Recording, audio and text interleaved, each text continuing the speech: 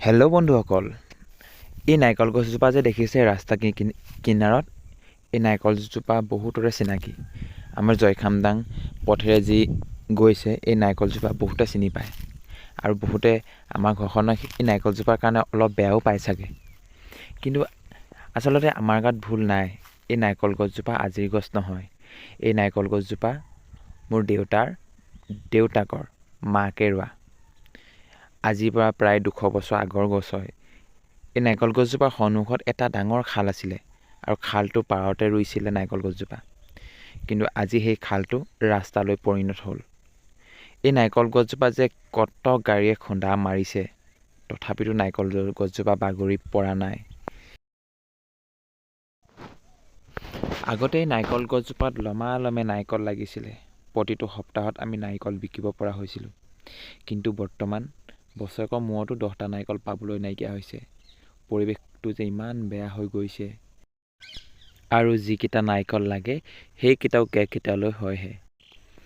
আচলতে গছ কাটিব নাপায়, কিন্তু কি কৰিব, উপায় নাই। ৰাইজৰ সুবিধাৰ কাৰণে গছজোপা কাটিব লাগিব। আগতে ককাহঁতে যেতিয়া গছজোপা ৰুইছিলে, ভৱিষ্যতে যে এনেকুৱা এটা পৰিৱেশ হ'ব বুলি ভবা নাছিলে হয়তো। সেইটো কাৰণে খালৰ কিনাৰত গছজোপা ৰুইছিলে। কিন্তু আজি গছজোপা একেবাৰে ৰাস্তাত বাগৰি পৰাৰ দৰে হ'ল।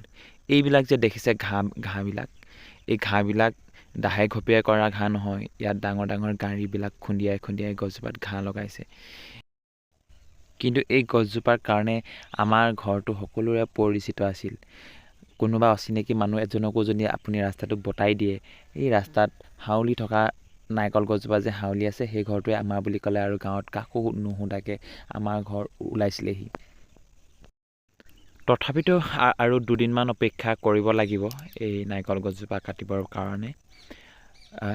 কাটিলে আপোনালোকক জনাম বাৰু। আৰু এই গছজোপাৰ ভাল কাঠ ওলাব বুলি মানুহে কৈছে, কিন্তু কি হয় নাজানো। আৰু আপোনালোকে নাভাবিব যে আমি গছজোপা কাটিবলৈ দিয়া নাই বা কটাত বাধা প্ৰদান কৰিছোঁ, তেনেকুৱা কোনো কথা নহয়। ৰাইজৰ সুবিধাৰ কাৰণে গছজোপা কটা হ'ব আৰু ইলেক্ট্ৰিচিটি বৰ্ডৰ মানুহ মাতি কাৰেণ্টৰ ৱাৰকেইডাল খুলি গছজোপা কাটিব লাগিব।